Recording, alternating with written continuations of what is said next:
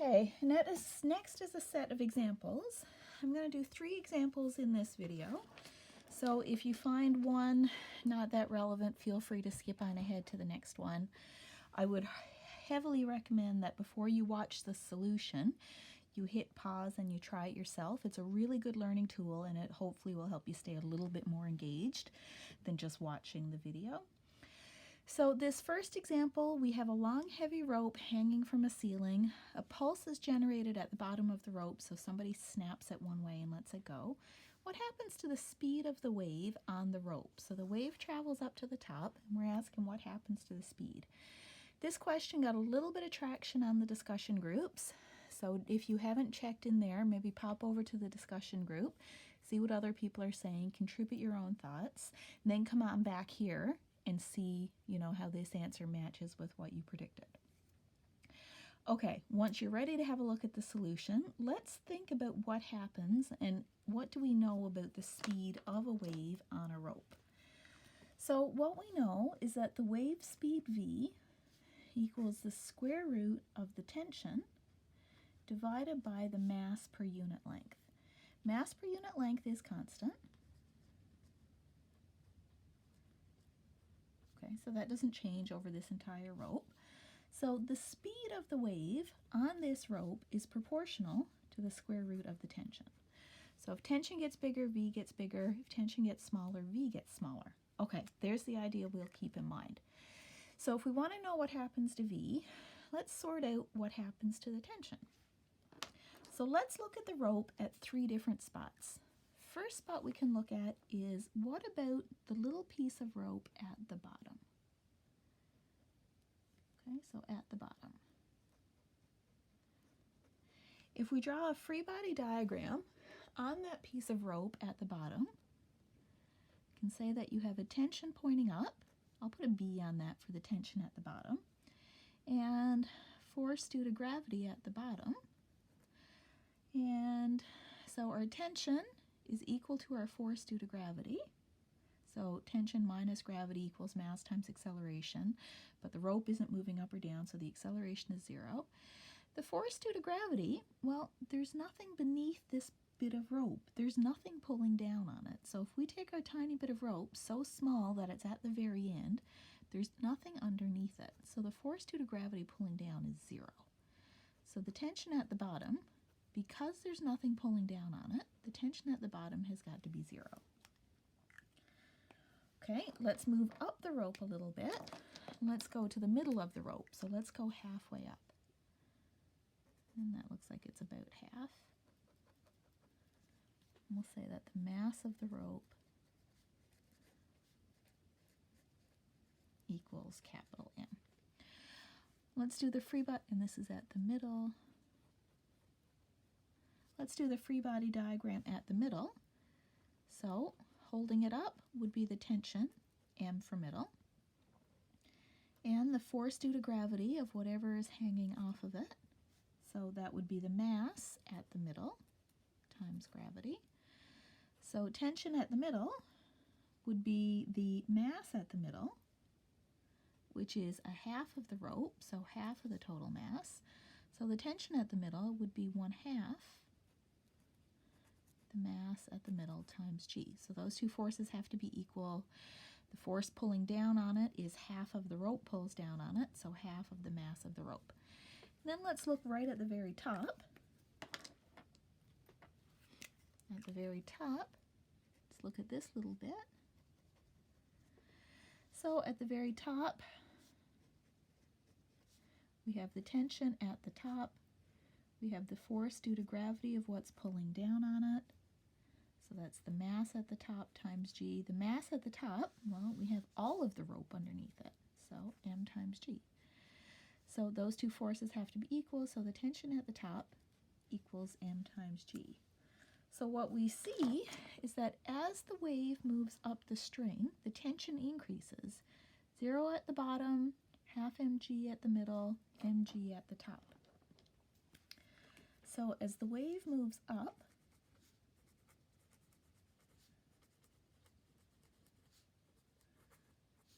tension increases.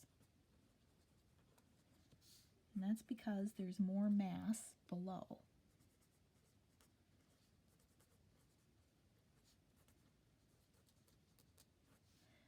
And if the tension increases, the speed increases as well. Okay, so that may or may not have been what you thought, but it was, if you did think about it in the head, that's a great thing to do. It really helps kind of solidify the problem. Okay, let's do the next example, which will have a few numbers in it, not just conceptual.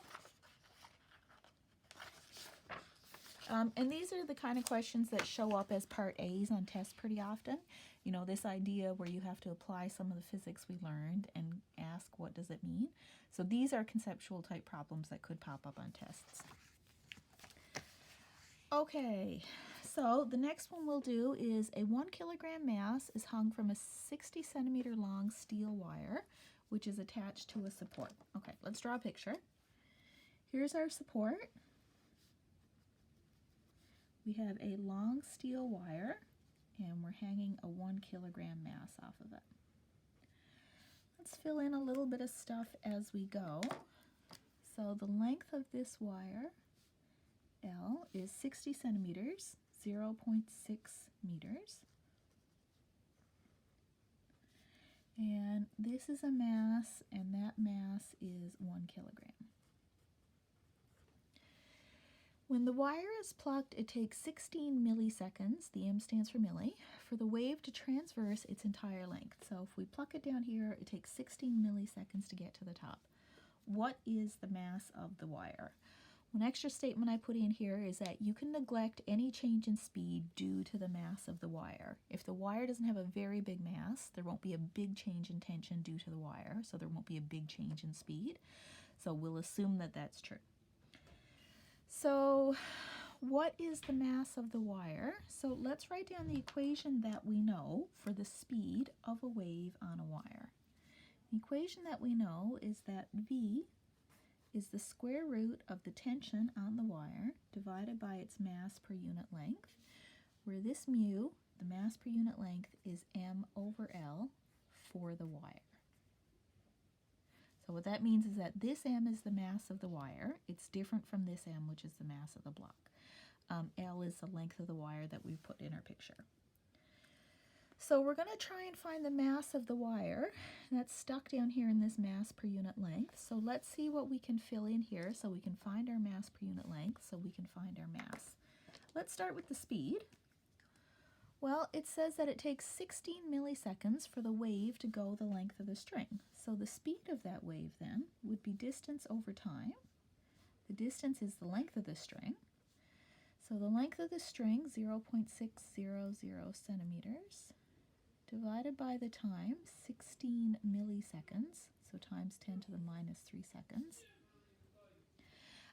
You could work in centimeters and milliseconds, but eventually the units will get a bit tangled. I recommend you work in meters, seconds, and kilograms, just to not get messed up as you go along. If you do this in the calculator, you get 37.5 meters per second. So there's the speed of the wave on the wire. What else would we like to know? The tension in the string. So how are we going to find the tension in the string? If we draw a free body diagram on mass m here, there's mass m. We've got the tension in the string holds it up, and we have the force due to gravity pulls it down. So if we write our Newton's second law, sum of the forces in the y direction is mass times acceleration in the y, tension in the string minus the force due to gravity, which is m times g. Okay, being careful with my symbols here. Big M is the mass of this block. The mass is not moving up or down in the y direction, so the acceleration in the y is 0. So the tension in the string is mass times gravity, 1 kilogram times 9.81 meters per second squared gives us 9.81 newtons. Okay, so now we're in good shape. We've got V, we've got tension in the string, we can find mu. So let's write that equation down.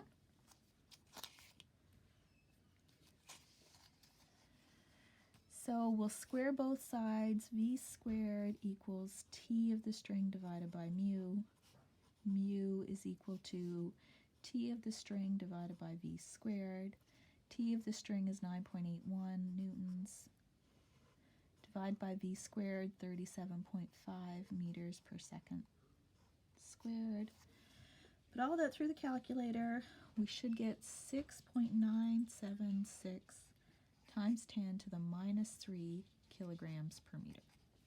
Okay, there's our mass per unit length. We're almost finished. We're asked for the mass of the wire. We know the length of the wire and mu, so we should be able to find the mass. Mu equals M over L. M equals mu times L.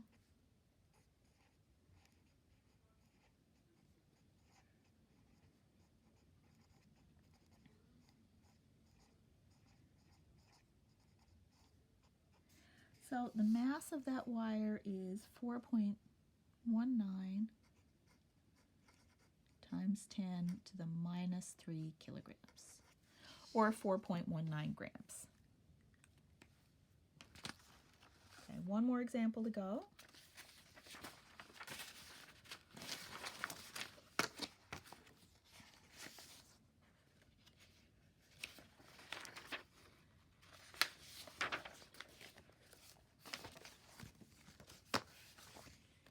In this example, we have a 30-meter steel wire and a 20-meter copper wire. I'm going to make a quick edit. Okay, I think it's a little bit too boring if they have the same diameters. So both of the wires are stretched to a tension of 150 newtons. The steel wire, the diameter equals 1.25 millimeters, and the copper wire has a diameter of 1 millimeter.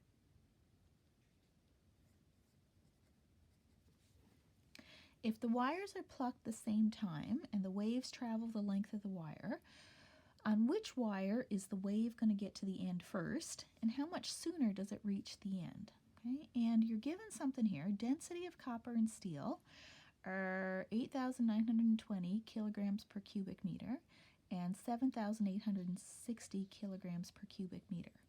Careful to recognize here that the units are kilograms per cubic meter. This is the usual density that you think about. In the last video, we defined linear mass density, kilograms per meter. This is not the same thing. So the symbol for these guys is the Greek letter rho, kind of looks like a stretched out E or a P with a bit of a curl on it. This is the density for copper, and this is the normal density that you're used to learning about in chemistry. And this is the density for steel. Okay, let's make a list of the things that we know, and let's pick a strategy. So let's make a list for our steel. For our steel wire, the length is 30 meters. The diameter is 1.25 millimeters.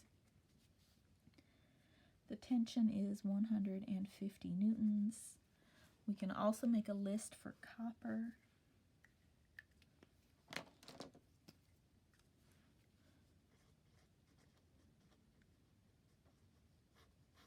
The length of the copper wire is 20 meters. The diameter of the copper wire is 1 millimeter, so smaller than the steel wire, and it's under exactly the same tension.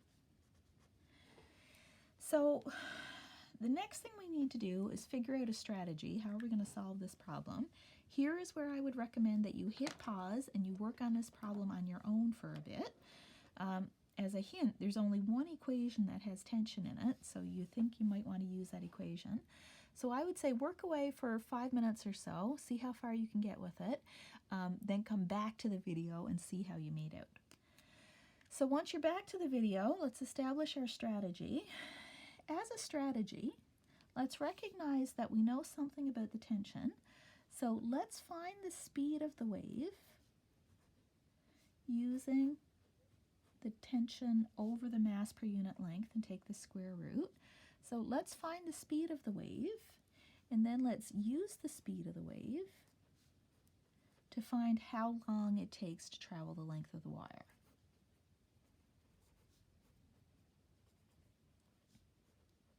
Once we know the two times, we can see how different they are and which one gets there first. Okay, let's start with this equation. If we start here, part is easy, part is hard. The tension part's easy. Mu is not so easy. Mu is kilogram per meter. This is kilograms per cubic meter. So this is not mu, so we have to figure out mu. Let's wonder, can we use these numbers to sort out what mu is? So I'm going to try not to twist. So mu is mass per unit length. M means the mass of a wire. So a good question to ask is, what is the shape of a wire? And I'm going to say that a wire is a cylinder. Okay, why is that relevant? How can we use it? Well, mass is density times volume. So density is mass divided by volume. That means mass is density times volume. So mass is density times volume divided by the length. Here's where it comes in that our wire is a cylinder.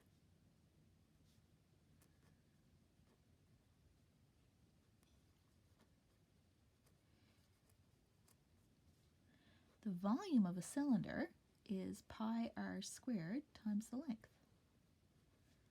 So we have density times volume divided by length. And we see that we've got a length on top and bottom, so they actually cancel. So that tells us that if we're trying to find mass per unit length, we can do m over L, or we can do density, normal regular density, times pi r squared.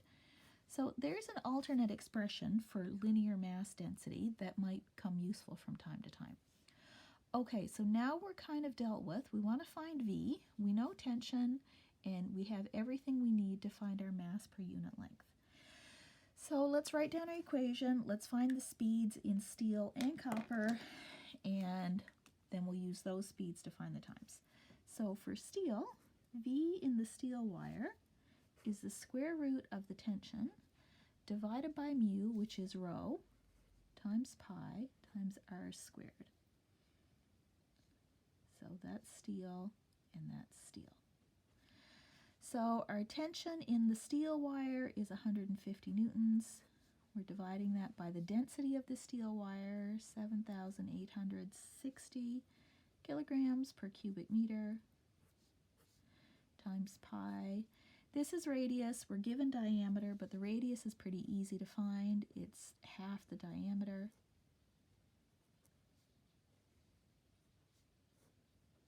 Again, be careful with your units here. If we're using tension in newtons, then our distance measurements have to be in meters, so we have to convert from millimeters to meters.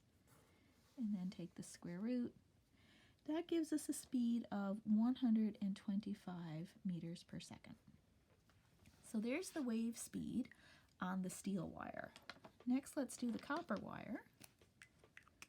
So the wave speed on the copper wire is the square root of tension divided by density of copper times pi times radius of copper squared. Put in our numbers, 150 newtons divided by density of copper is 8,920 times pi times the radius squared. The diameter is 1 millimeter, so the radius is 1/2 of a millimeter.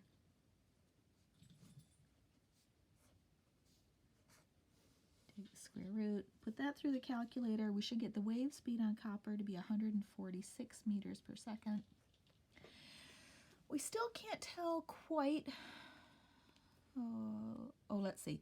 So it's definitely going to get to the copper end first because the copper wire is shorter and it's going faster. So we know the copper one is going to win, but by how much? So let's find the time on the steel wire. So if we want to find time, we know that velocity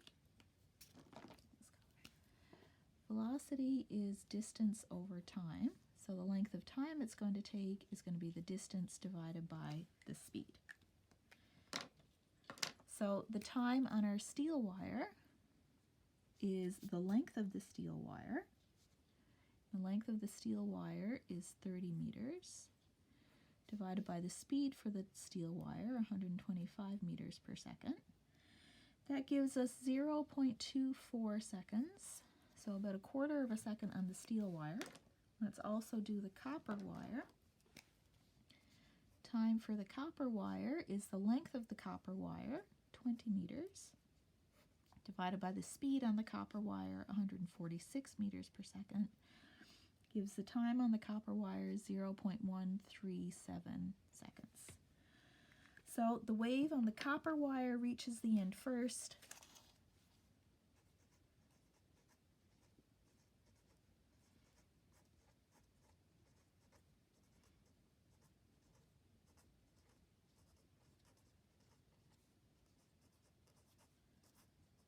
And how much faster does it reach it? It reaches it by 0.240 seconds, subtract 0.137 seconds, or 0.103 seconds. So it gets there quite a bit faster.